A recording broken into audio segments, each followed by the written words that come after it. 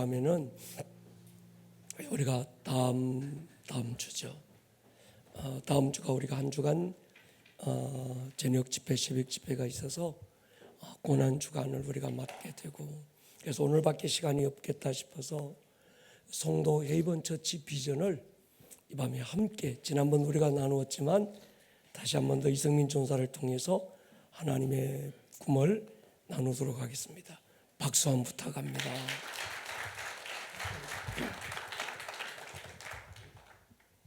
네, 반갑습니다. 이성민 전도사입니다.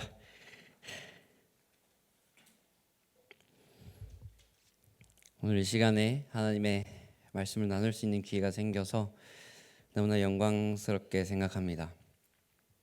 많은 분들이 앞으로의 행방을 여쭤보시기도 하였고 궁금해하시기도 하였는데, 사실 저도 여기 계신 분들처럼 동일하게 어떻게 될지에 대한 플랜이 없었습니다.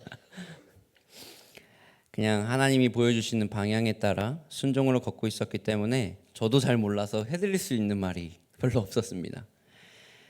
그리고 지난 몇 개월간은 그 보여주신 그 표대를 향해서 저의 삶과 저의 모든 주변의 라이프 스타일, 제 모든 사역들을 재정비하는 시간들이었습니다.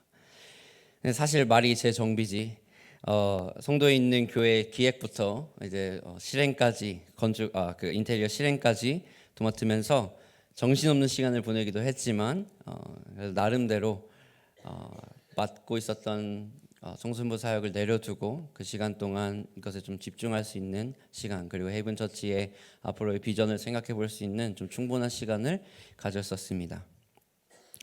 사실 교회를 하나 새로 개척해라라는 것은 제가 생각하던 하나님의 플랜, 제가 생각하던 부르심은 사실과는 동떨어졌던 어떤 거였습니다. 왜냐하면 첫 번째로는 그 부분에 대한 저 자신의 자질에 대해서 항상 생각해 봤습니다. 제가 목사님이 대학원에 들어가라고 하셨을 때도 잠깐 거부감이 들었던 것은 제가 목사님이 되기 싫어서가 아니라 아직 목사 될 깜냥이 안 됐는데 벌써 그것을 공부해야 하나, 거룩한 부담감이 저한테는 있었었고, 막상 지금 대학원을 졸업하고 나니까 이제 과연 내가 하나님의 부르심과 사명을 도맡아서 한 교회를 이끌 만한 자격이 되는가라는 두려움이 가장 먼저 컸었죠. 3년 동안 송도 캠퍼스 근처에서 리드머 교회를 섬겼다고는 했지만 그거는 그냥 부서를 하나 맡은 역할이었지, 또 하나의 부서, 청소년부처럼 또 하나의 부서를 맡은 역할이었지, 한 교회를 이끌어가라는 목회적인 성격은 좀 아니었습니다.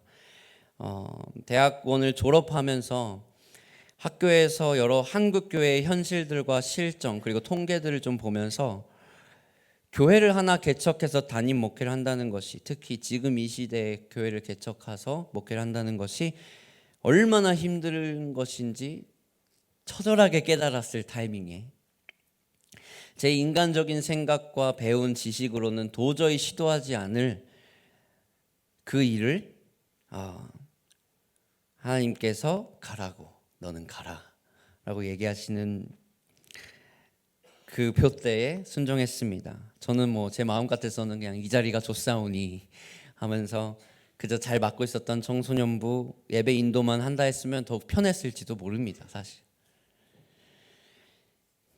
그제서야 저는 제 안전지대를 벗어나는 그 한 걸음의 도약을 하는 것이 얼마나 큰 믿음이 필요한지 깨닫게 되었습니다.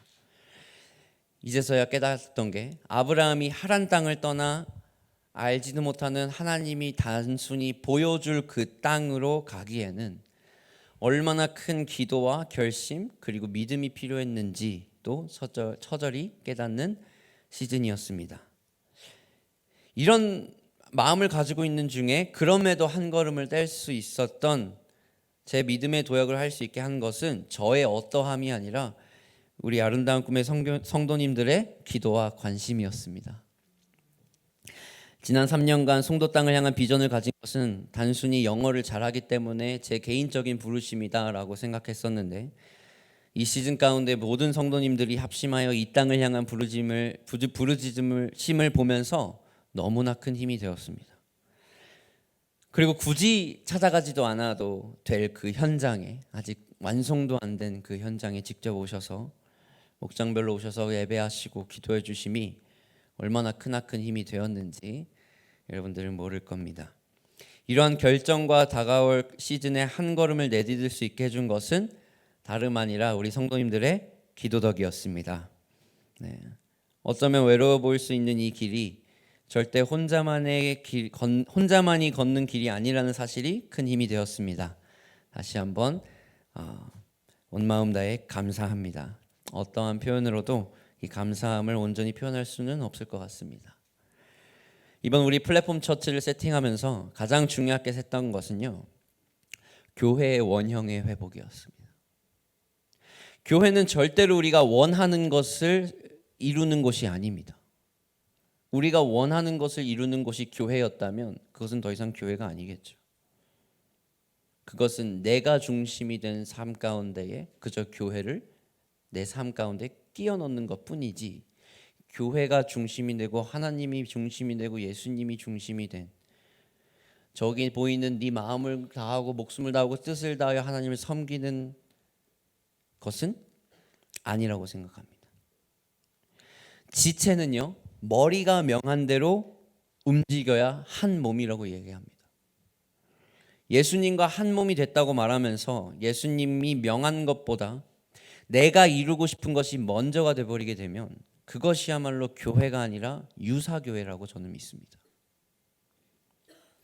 감사한 것은 우리 아름다운 꿈의 교회는 그 다른 어떤 것보다 예수님이 명령하는 것에 목숨을 거는 교회입니다. 아멘. 그리고 그곳에서 저는 감사한 게 이 교회에서 교회의 본질이 무엇인지 깨달을 수 있었다는 것입니다. 이 아름다운 꿈의 교회의 모토인 사도행전적인 교회야말로 그 교회다움을 온전히 가지고 있는 교회의 모델일 줄이라 믿습니다. 그리고 이 성전은 다른 것이 아니라 기도하는 집이라 일컬음을 받아야 한다는 말도 또한 본질의 회복을 위해서 우리 교회가 뛰어든 유일한 방향이었습니다.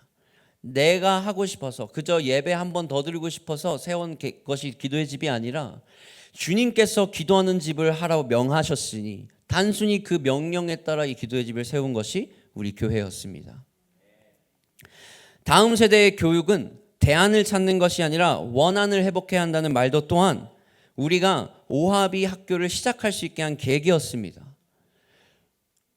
교육은 실제로 가정과 교회와 그 학교에서 새 그 기관들이 함께 힘을 합쳐서 함께 이루어져야 가능한 것인데, 우리는 지금 이 세대는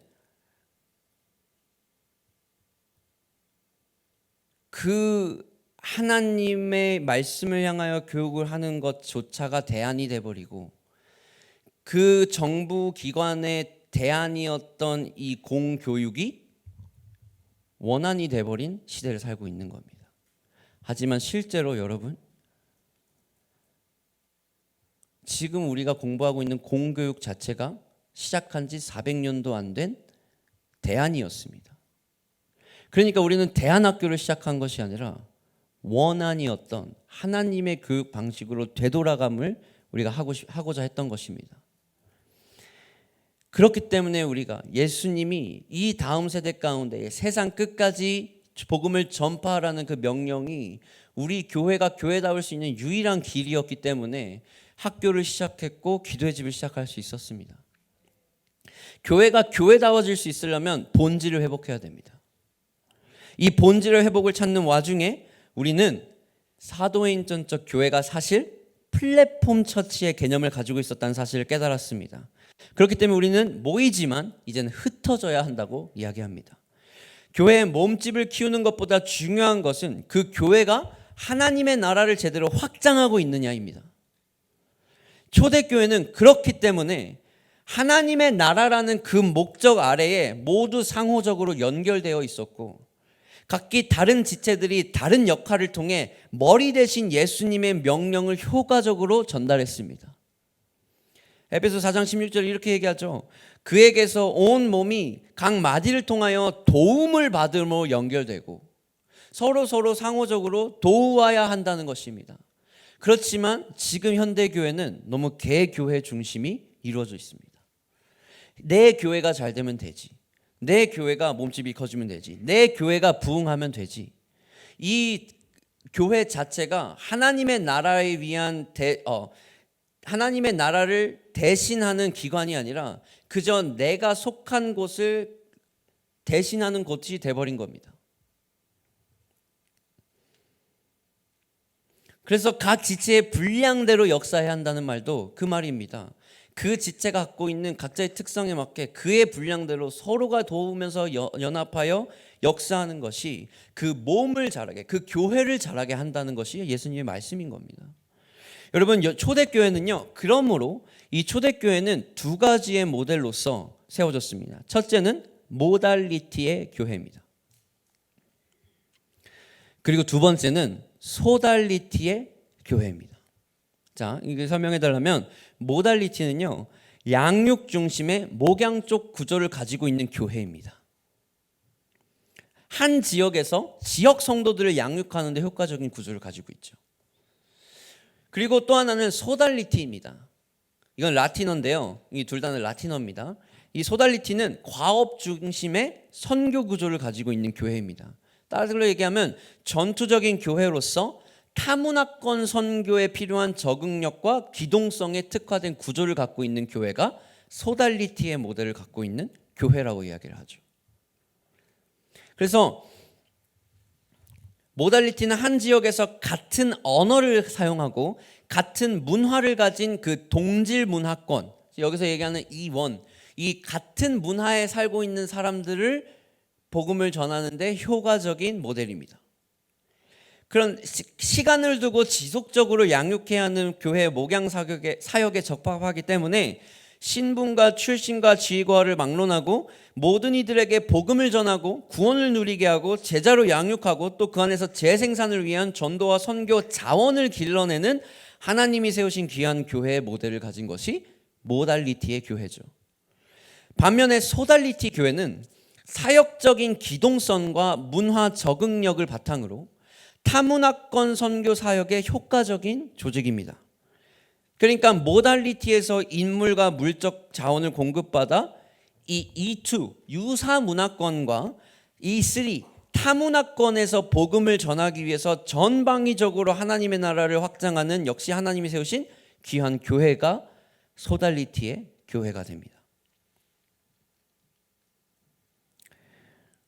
모달리티로서의 지역 교회에서 열심히 목양과 제자 양육을 통해 헌신된 주의 일꾼들을 길러내고 선교 자원을 마련하는 선교의 모판과 같은 역할을 감당한 게 모달리티라면, 이를 바탕으로 소달리티로서의 선교 단체들, 지금은 원래 교회가 이 소달리티의 역할을 해야 되는데 교회가 대부분 모달리티의 역할을 가지고 있고 이 소달리티의 구조는 누구한테 넘겼냐면 선교 단체들한테 넘기게 된 거예요. 그러니까 그 선교 단체들은 이제 그 뜻을 따라, 하나님의 뜻을 따라 지역과 종족과 종교 사역에 전문화된 사역을 수행하는 것을 볼 수가 있지요. 본문에서 보았다시피 이 모달리티와 소달리티의 교회는 함께 하나님의 목적이신 선교를 이루어가는 동역 관계로 세워져야 합니다. 우리가 해봐야 될 질문은 이겁니다. 아까 사진 다시 한번 띄워주세요. 여러분, 우리의 다음 세대는요, 저기 E1, E2, E3가 있잖아요. 우리 다음 세대는 어디의 문화권에 살고 있는 세대 같으십니까? E1이면 좋겠죠. 여러분, 같은 말은 하지만 다른 말을 하고요, 다른 언어를 씁니다.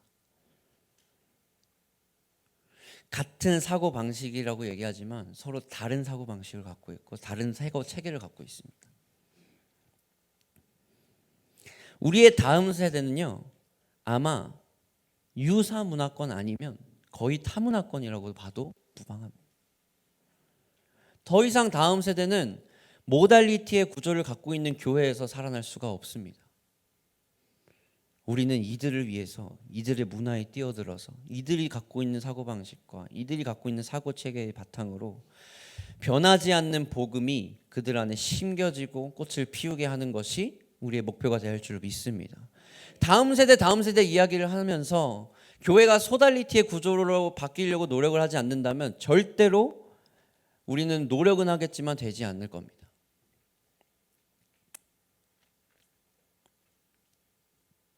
우리는 이제 다음 세대를 뭐라고 부르냐면 다른 세대라고 이야기하고, 우리는 다음 세대를 비전도 종족으로 분류합니다.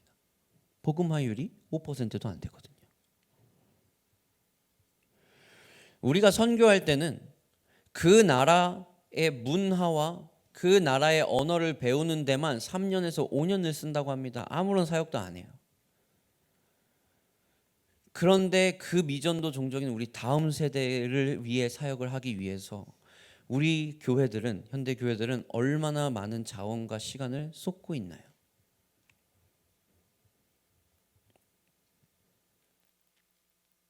대형 교회는요, 이 모달리티와 소달리티의 모델을 다 가질 수 있어요. 왜냐하면 그럴 자원도 있고 그럴 만한 인력 자원도 물론 충분하기 때문에. 대형 교회는 그렇게 할 수 있다고 쳐도 이 두 개를 효과적으로 하기가 힘드니까 우리는 소달리티의 특성을 가진 교회보다는 모달리티의 사명을 다하려는 교회가 월등히 많습니다. 그렇다고 보니까 소달리티의 특성은 선교단체들이 도맡아서 하고 있는 거죠. 그렇지만 하나님은 다윗의 열쇠를 교회에게 주셨을 줄 믿습니다.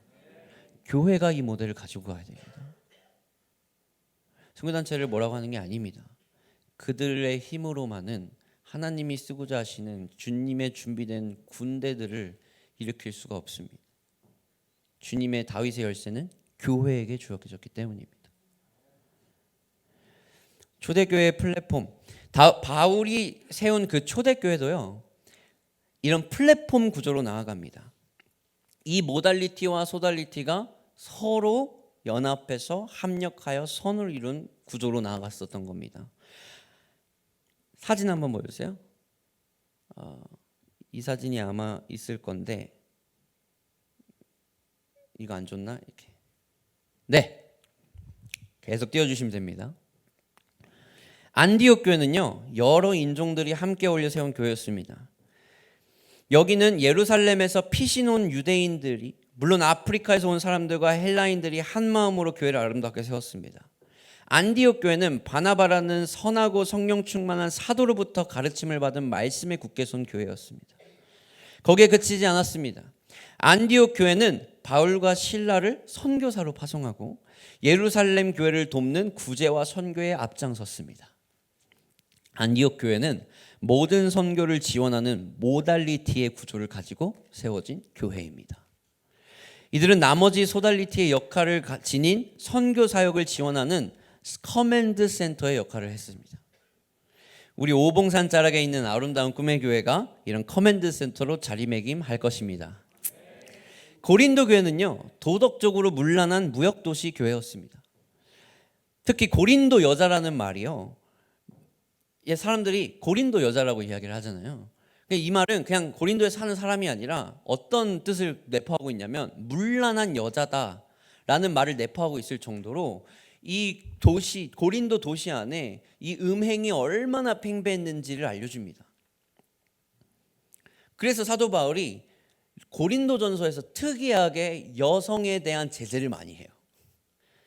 그러니까 여성은 말하지 마라, 뭐 입어라, 뭐 하지 말라. 그런데 바울이 다른 서신에서는 안 하고 고린도 교회만 그렇게 강조하는 이유가 이 고린도 교회가 갖고 있는 전체 문화적인 특색이 있었기 때문에 그들을 선교하고 그들을 바꾸고 그들을 하나님께로 되돌리기 위해서 그 말들을 했던 것입니다. 빌립보 교회는 가정에서부터 시작한 교회였습니다. 루디아와 그녀의 가족은 모두 세례를 받고 이 빌립보라는 도시의 교회의 첫 번째 교인이 됩니다. 루디아는 자신의 집을 바울에게 제공하며 빌립보 교회는 이처럼 옷감 장사를 했던 루디아의 집에서 시작된 거죠. 가정교회의 형태를 이루고 있습니다. 그러니까 우리 사실 플랫폼 처치의 구조의 가장 또 중요한 모델 중에 하나는 가정교회입니다. 그 가정 가운데서 예배를 드리시고 그 가정 가운데서 하나님의 나라를 선포하시고 그 무엇보다 하나님의 나라와 의를 먼저 구하는 곳이 돼야 됩니다. 플랫폼 처치의 일부는 여러분들의 가정이 될 줄로 믿습니다. 에베소 교회는요, 소아시아에 있는 교회입니다. 아시아, 그러니까 요 아시아는 이렇게 로마에서 아시아로 오는 무역선들이 마지막으로 머무는 항구 도시인데 다른 외부 지역을 잇는 역할을 합니다. 그리고 두란노라는 서원에 가서 날마다 성경을 가르치죠. 그렇게 바울은 에베소에 2년간 거하면서 복음을 전했고 교회를 세웠습니다. 또 에베소에 머물면서 그동안 개척한 교회들에게 편지를 써서 권면하고 격려했는데 거기서 쓴 편지가 고린도 전후서가 되는 겁니다. 그래서 훗날 요한계시록을 기록한 요한도 에베소를 중심으로 소아시아의 7교회를 섬겨서 이 교회들에게 편지를 쓰잖아요. 소아시아. 그래서 소아시아 7교회가 에베소 교회에서 이 중심으로 세워진 거기서부터 파생된 여러 교회들에게 전달되는 거거든요.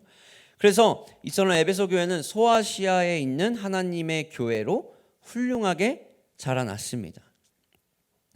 데살로니가는 항구 도시로서 마게도니아 지방의 수도입니다. 로마의 시인 키케로가 데살로니가를 두고 뭐라고 얘기했냐면 우리 영토의 심장부라고 말할 정도로 경제는 물론 정치적으로 가장 중요한 요충지였습니다.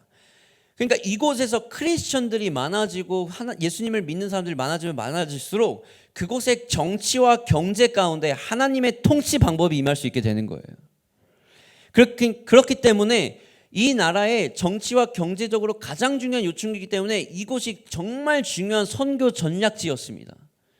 여기에 하나님의 복음이 들어가게 되면 나라의 행정 체계가 바뀌게 되어 있는 겁니다. 그리고 이처럼 이 초대교회들이 항상 서로가 연합해서 각자의 역할에 그리고 그 도시를 향한 비전을 가지고 세워지는 겁니다. 그러니까 여기서 세워지는 교회들은 다른 비전을 갖고 있지 않아요. 그냥 단순히 거기에 있는 사람들 모아가지고 야 우리 믿자, 우리 복음 믿자, 예수님 우리 구원 받았네, 목사님 자주 하시는 거 너 구원 받았네, 나 구원 받았네, 우리 모두 구원 받았네, 랄랄라 떡볶이 해먹 이거요. 이거를 하자라고 해서 모인 게 아니라 그들이 교회 이름을 도시를 본따서 지은 이유는 그 도시를 향한 부르심이 그 교회 가운데 너무나 명확했고 그 부르심 중에 가장 큰 표대는 뭐였냐면 지금 너희가 있는 교회 가운데 하나님의 나라를 선포해라 이거였기 때문입니다. 우리가 도시를 위해서 기도해야 되는 이유도 그 사도행전적 교회, 우리 교회 모토인 초대교회 사도행전적 교회를 가기 위하여 꼭 필요한 것이라 믿습니다. 이제 좀 본론으로 돌아가겠습니다. 헤이븐 처치. 이제 본론으로 돌아가 함께 세울 이 헤이븐 처치에 대해서 좀 이야기해 보려고 합니다. 헤이븐 처치는요. 그래서 아까 얘기했던 모달리티와 소달리티. 긴 서론이었죠. 근데 서론이 반이에요. 네, 그래서 놀라지 마세요. 네, 서론이 반이에요. 헤이븐 처치는 다들 느끼셨다시피 소달리티의 특성을 가지고 있는 교회로 에베소와 같은 역할을 해낼 것입니다. 여러 문화권이 동시에 모이는 교회. 지금 제가 섬기고 있는 아이들만 해도 필리핀에서 온 애가 있고 샌디에고에서 온 애가 있고 저쪽 볼리비아에서 온 애가 있고 필리핀의 태국에서 온 애들도 있고 여러 나라에서 모이는 그 무역 도시인 겁니다. 실제로 ICC 저희가 섬기고 있는 그 동아리에는 말레이시아인도 있고 미국인들도 당연히 있고 여러 나라 아이들이 그곳에 함께 모여서 예배를 합니다. 그러니까 에베소와 같이 여러 나라들이 그 거점을 통해서 함께 모여서 바울이 그곳을 거점으로 두란노 서원을 해서 아이들을 양육하여 거기 있는 사람들을 양육해서 다시 다른 곳으로 선교사로 파송하는 그 역할을 그 에베소에서 했던 겁니다.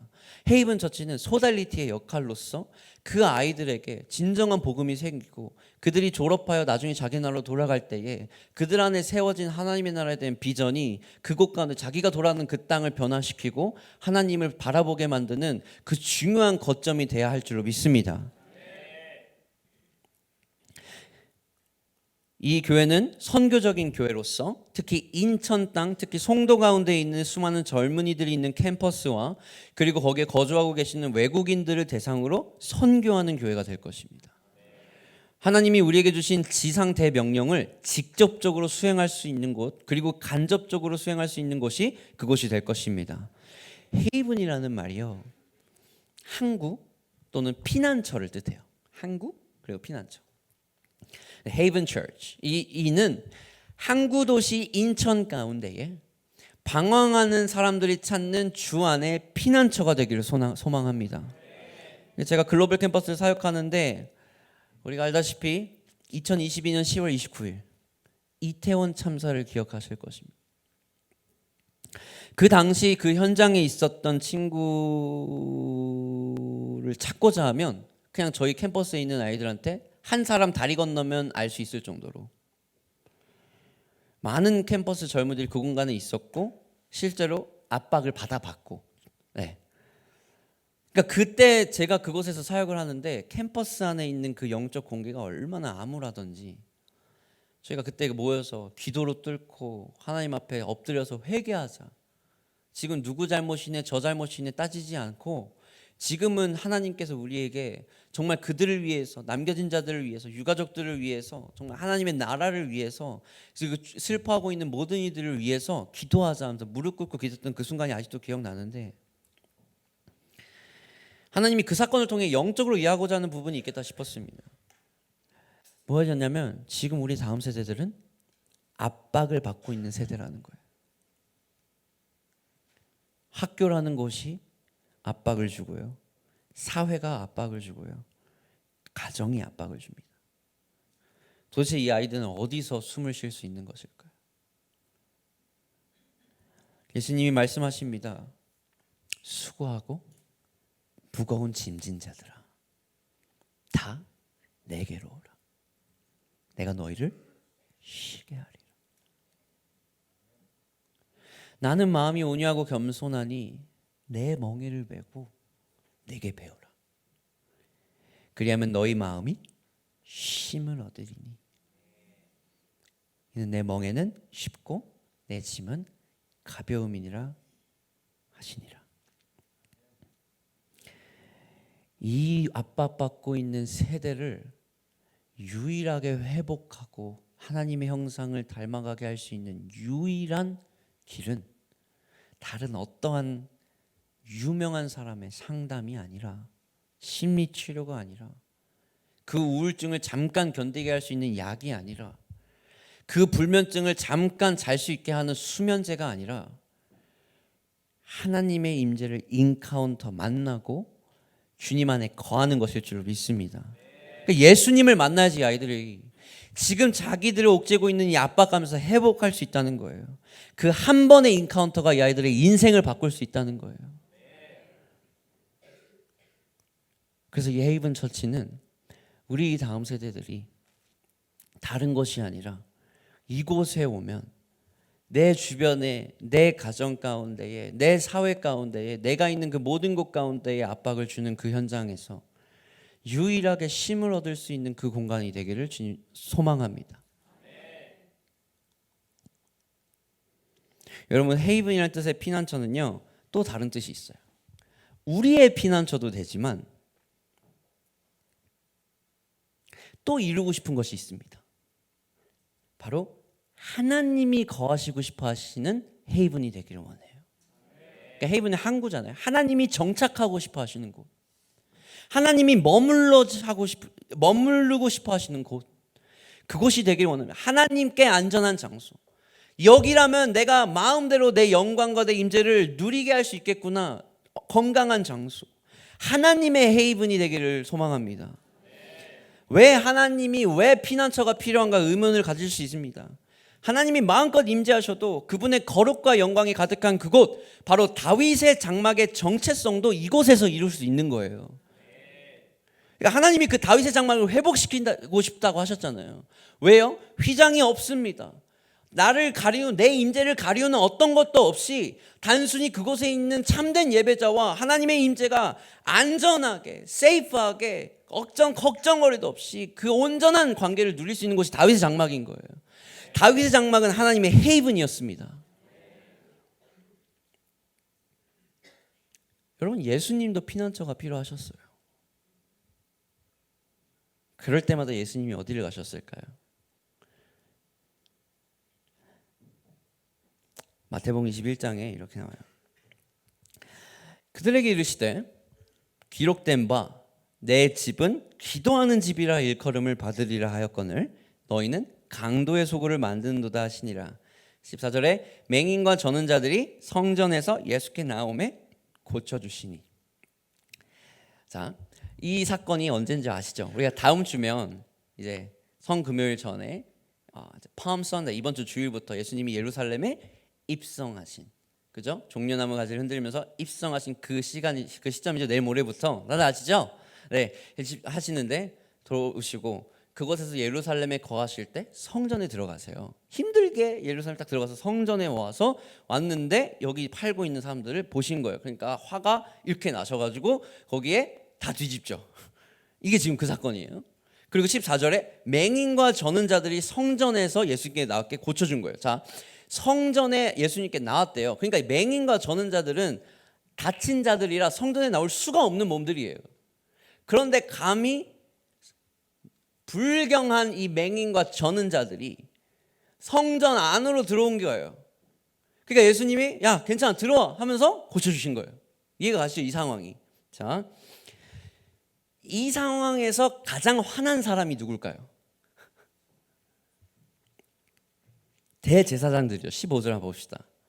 이 상황에서 하지 말아야 될 일을 굳이 하고 계시는 예수님을 보시고 대제사장들이 이럽니다. 제사장들과 서기관들이 예수께서 하시는 이 이상한 일과 또 성전에서 소리질러 호산나 다윗의 자손이 하는 어린이들을 보고 노하여 예수께 말하되 그들이 하는 말을 듣느냐? 예수께서 이르시되 그렇다. 어린아기와 젖먹이들의 입에서 나온 찬미를 온전하게 하셨나이다 함을 너희가 읽어본 일이 없느냐 하시고. 자, 이제 지금 대제사장들과 서기관들이 뭐 하는 거예요? 시비 거는 거예요. 예수님한테. 너 저걸 믿냐? 그러니까 예수님이 바로 뭐예요? 말대답을 하는 겁니다. 따박따박. 그렇다. 예? 아시겠죠? 이 상황이에요. 지금 좀 이렇게 상상이 가시죠? 그래서 대제사장들과 서기관들이 이 사건을 보고 노했다라고 나와요. 왜요? 안 그래도 짜증 나는데 말대답을 타박타박 하네. 나는 누구야? 이 성전을 있는 대제사장인데 갑자기 어디서 온 그 랍비고 뭐 자기가 메시아라고 하는 뭐 유대인이고 우리를 위해야 되는 어떤 한 인물이 갑자기 따박따박 말대답하고 자기가 지킨 모든 것들 다 부수고 다 하는 이 상황에서 안 이꼽게 보였겠어요? 안 이꼽게 보였겠어요? 아니 노래 아시죠? 네, 무슨 상황인지 아시죠? 지금 예수님은 어떤 때다? 피난처가 필요한 때다. 이 압박이죠. 이건 뭐 어떻게 할지 몰라. 아직은 예수님의 때가 안 왔거든요. 아직은 잡히면 안 돼. 그래서요, 여러분 이건 우리가 자주 놓치는데 예수님이 어디로 갑니까? 성전에서 나와서 다음 절을 한번 보십시다. 그들을 떠나 성 밖으로 나가신 거예요. 힘들게 당나귀 타고 야 이게 뭐 그것도 그냥 당나귀도 아니야.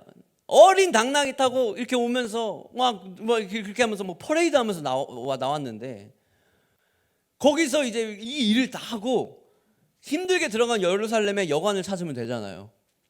근데 성 밖으로 가요. 뭐하러? 피난처를 찾으시는 거예요. 그럼 어디로 갑니까? 베다니로 가십니다. 베다니.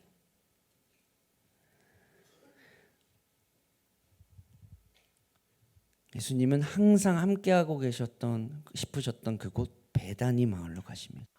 베다니가 어디입니까? 예수님께서 사랑하시는 나사로와 마르다, 마리아가 사는 곳이에요. 자신의 발 앞에 자기가 그렇도록 중요하게 여겼던 향유 옥합을 깨고 주님 발 앞에 엎드려서 바르고 머리카락에 그리고 문질렀던 그 여인, 하나님의 마음을 흡족하게 했던 그 마리아가 있었던 곳이 베다니예요. 여러분, 베다니는 또 어떤 곳이냐면 병든 자들과 사회적으로 약한 소수자들, 그러니까 뭐 부모님이 없어서 고아였다든지 아니면 태어날 때부터 선천적으로 장애를 가지고 있었다든지 특히 문둥병에 걸렸다든지 사회적으로 약한 자들이 모여서 하는 곳이 베단이에요. 그렇지만 예수님은요, 항상 예수님의 마음은 이들을 향해 서 있었습니다. 왜요? 예수님의 피난처인 거예요. 이곳은 예수님이 거하시고 싶어하는 곳. 이곳이 예수님의 헤이븐인 거예요. 목사님 얘기하죠. 교회는 병원이다. 아무도 병원은 자기의 사회적 지위나 그런 거 돌려놓으면 다 똑같은 옷 입고 환자복 입고, 나도 약하네 너도 약하네, 나도 부족하네 너도 부족하네, 자신의 의를 드러내는 것이 아니라 자신의 약함을 드러내면서 서로를 도와주고, 내 약함과 너의 약함이 하나님의 강함으로 돌려져서 하나님을, 그 사실을 통해 하나님을 찬양하고 주님을 경배했던 곳, 베단이었죠. 우리 헤이븐은 이런 교회가 되었기를 원합니다. 예수님이 부활하신 후에 제자들에게 40일 동안 하나님의 나라에 대한 비밀을 가르쳐 주시죠. 그리고 하늘로 승천하시는 딱 승천일이 다가옵니다. 우리가 아시죠? 자, 승천일이 40일 후, 그죠? 그 다음에 오순절, 그러니까 사순절이 이제 그 40일 후, 오순절, 그 딱 열흘 뒤에 우리가 성령님이 강림하시는 펜테코스트, 오순절이 이제 임하게 되는 건데, 다 아시죠? 네. 그 승천하시기 직전에 예수님이 자기가 잘 가르치던 제자들을 끌고 어디로 좀 가세요. 한번 볼까요? 누가복음 24장. 예수께서 그들을 데리고 어디로 갑니까? 베다니로 가요. 그런데 굳이 이제 승천하기 직전인데요, 예루살렘에서 딱 뻗어나게 하면 얼마나 좋아요. 성전 위에서, 성전 꼭대기에서 나를 봐라 하면서 이게 딱 하면서 빛이 팍 내리면서 막 슉 승천하시면서 막 볼 수 있는 그곳이면 얼마나 좋아요. 그죠? 아니 별로 안 멀어요. 베다니하고 예루살렘은 그렇게 먼 곳이 아니거든요. 한 1.5마일 정도 거리 됩니다. 그러니까 한 3km. 그죠? 그렇게 가면 돼. 굳이 그 제자들을 끌고 어디로 갑니까? 베다니로 가요. 그러면서 이 제자들한테 나는 하나님의 나라를 가르쳤는데 너는 40일 동안, 근데 나의 시선이 어디를 향하고 나의 축복이 어디를 향하고 있는지 너희가 봐라, 보게 하시는 거예요. 다시 한번 보여줄까요? 50절에 예수께서 그들을 데리고 어디로 갑니까? 베다니 앞까지 나가서 손을 들어서 그들을 축복하시더니, 축복하실 때 바로 그 다음에 어떻게 돼요? 그들을 떠나 하늘로 올려지시니 그들이 그에게 경배하고 큰 기쁨으로 예루살렘에 돌아가는 거예요. 돌아갔다는 말은 그들이 원래 어디 있었다? 예루살렘에 있었다. 그러니까 제가 생각하기에 이들이 예루살렘에 있었는데 예수님은 굳이 얘네들을 예루살렘에서 끌고 와가지고 거기에서 베다니아까지 가게 한 거예요 지금. 그러고 보니까 내가 축복하게 하고자 하는 예루살렘에 저기 있는 바리새인들이 아니라 여기 있는 병들고 나약하고 힘들고 사회적인 약자 이 아이들이다 하면서 축복해 주시고 바로 위로 쿵.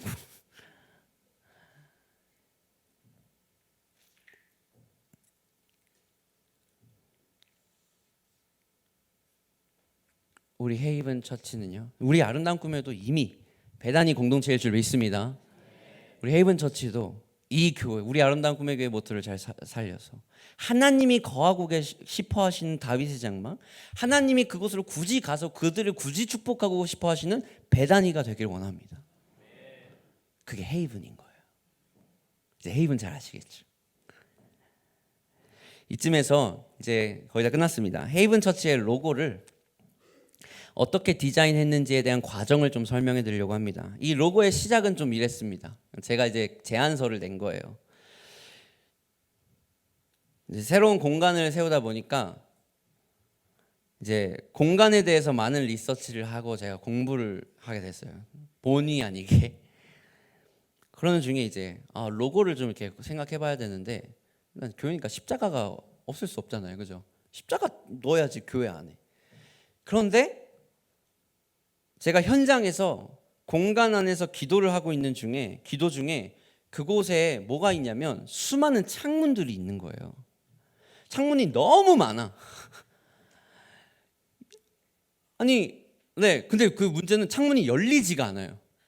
아니, 한쪽 요 창문들이 열리기만 하면 통풍이 잘 돼. 근데 한쪽만 문 두 개 딱 달아놔가지고 통풍도 안 돼요. 그냥 창문이 그냥 여기서부터 거기 딱 가운데 쓰게 되면 내가 왼쪽부터 이렇게 한 바퀴 돌면 다 창문밖에 없어요. 3면이 창문이야. 그 창문 앞에서 이제 기도하는데 그 수많은 창문 중에서 딱 창문이 저렇게 돼 있는 걸 본 거예요. 근데 그것이요, 저게 그냥 단순히 정사각형 세 개가 모인 것이 아니라 마치 내가 십자가를 아래에서 보는 것 같은 마음을 들게 하셨어요. 그러면서 드는 생각이, 왜 우리는 십자가를 정면에서 바라보려고만 할까? 정면에서 십자가를 똑바로 보는 것이야말로 불경한 것이 아닌가? 내가 내 십자가, 하나님이 달리신 십자가를, 베드로는 나는 저기에 똑같이 매달려기 부족한 사람이다고 이 십자가를 거꾸로 매달아서 난 죽겠다 하면서 그 십자가를 고귀히 여겼는데, 십자가를 정면에서 바라보고 난 이 십자가 앞에 섭니다 하면서 정면으로 똑바로 바라는 것이야말로 도전이 아닌가? 철저히 엎드려야지, 그 안에 무릎 꿇어야지, 그 앞에 내 모든 걸 내려놔야지, 그러면서 아래에서 보게 하시는 십자가를 보게 하신 거예요. 이렇게 우리는 십자가 아래에서 십자가를 고귀히 쳐다봐야 한다 라는 마음으로 이 디자인 초안을 생각하게 되었고, 함께 이 아이디어를 가지고 이제 우리 교회에 함께 설계해 주신 팀들과 요거를 토대로 로고를 고민하기 시작했습니다. 그리고 디자인 회사에 맡게 되었고, 지금 새로운 우리 로고가 생겼습니다. 같이 한번 보시죠.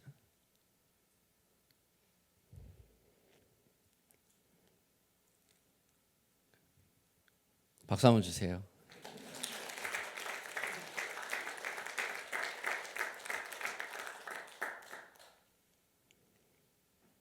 여기에 또 보면 저건 십자가 아닌 것 같은데 분명히 생각하시는 분도 있어요. 또 우리가 이 로고를 통해서 알 수 있는 것은요, 우리 플랫폼 교회의 정체성입니다. 우리 교회는요, 모여야 하는 게 아니라 결국 모여야 하는 이유는 흩어지기 위함이다. 플랫폼 전체의 각 지역을 나가서 흩어져서 그 플랫폼을 토대로 거기 모든 플랫폼에 속한 그 각 개의 지역의 교회들이 하나님 나라를 함께 확장시켜 나가야 한다는 정체성을 가지고 있습니다. 그러면서 저희 로고가 이렇게 다 만들어지고 나서 어느 인스타그램 작가님의, 이제 크리스천 인스타그램 작가님이에요. 그분의 피드에 들어갔는데 이런 그림이 있는 거예요.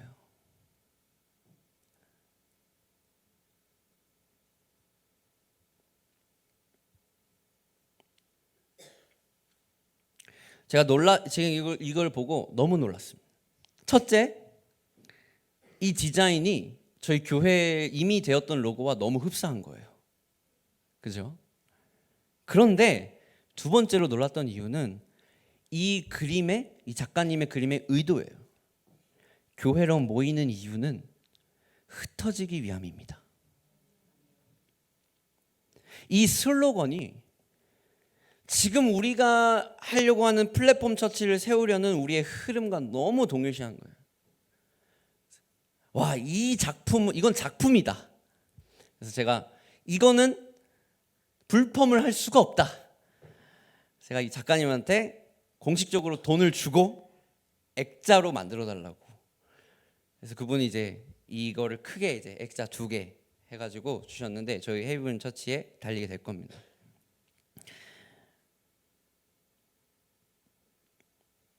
우리 교회는 이런 식으로 이렇게 사도행전적 교회로, 그리고 플랫폼 교회로 새로이 세워져 나갈 것입니다.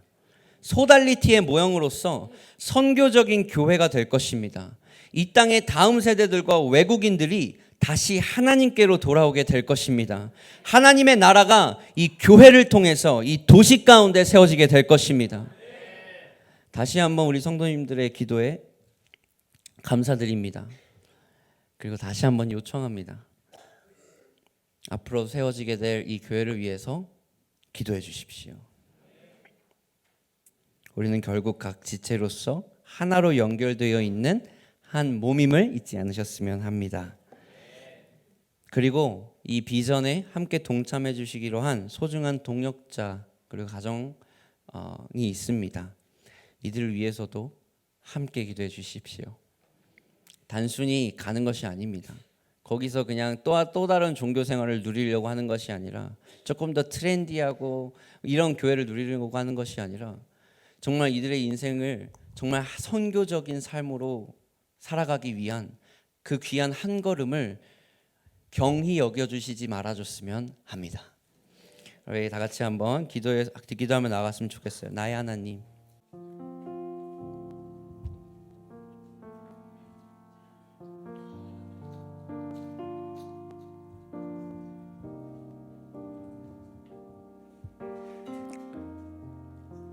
사실 그 교회 이름이 헤이븐이지 이미 이곳 가운데 하나님의 헤이븐이 이루어졌음을 믿음으로 선포합니다. 이미 이곳 가운데 하나님의 임재가 함께합니다. 그리고 이미 이곳 가운데에 수많은 갈 길 잃고 방황하던 모든 성도님들이 함께 이곳에 모여 있을 줄 믿습니다. 주님이 우리의 피난처시며 피할 바위 되실 줄 믿습니다. 우리 함께 이 찬양하면서 우리 다시 한번 이 선교적인 사명을 위해 함께 기도하며 나갔으면 좋겠습니다. 주님의 나라와 뜻이 나의 삶 속에 임하시고 주님 알기를 주만 보기를 소망해 거룩히 살아갈 힘과 두려움 없는 믿음 주실 나의 하나님, 완전한 사랑 찬양하며 나아갑시다. 나의 사랑, 나의 사랑, 너는 어여쁘고 참 귀하다. 어느 보석보다 귀하다. 내가 사랑스럽지 않을 때 너를 온전히 사랑하고 너와 함께하며 내가 왔노라. 나의 사랑, 나의 사랑, 이 사랑은 결코 변치 모든 계절 돌보시네. 푸른 마르고 꽃은 시드나 주의 말씀은 진실해. 실수가 없으신 주만 바라. 주님의 나라와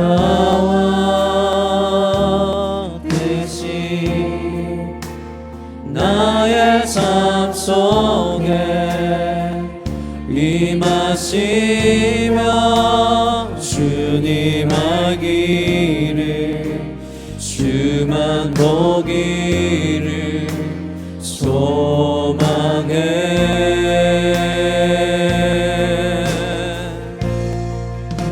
거룩히 살아갈 힘과 두려움 없는 믿음 주시 나의 하나님, 완전한 사랑 찬양해. 네, 우리 한번 기도하실 때 이 부족한 종을 위해서 기도해 주시기를 간곡히 부탁드립니다.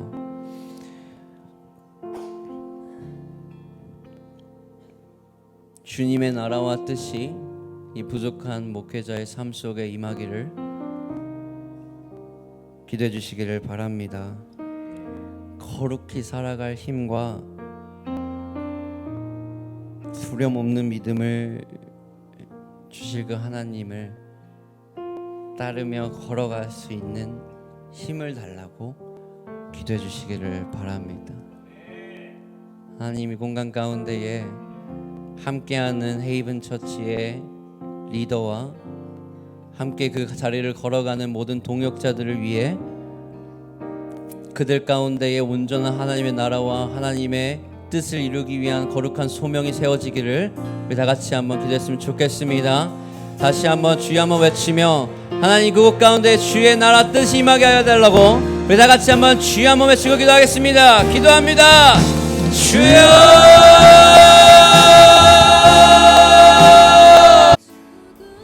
어떤 이 말씀이 듣는 말씀에서 끝나지 않고 여러분들의 삶에 살아내는 말씀으로 생명력 있는 말씀이 될 수 있기를 주님의 이름으로 다시 한번 축복합니다.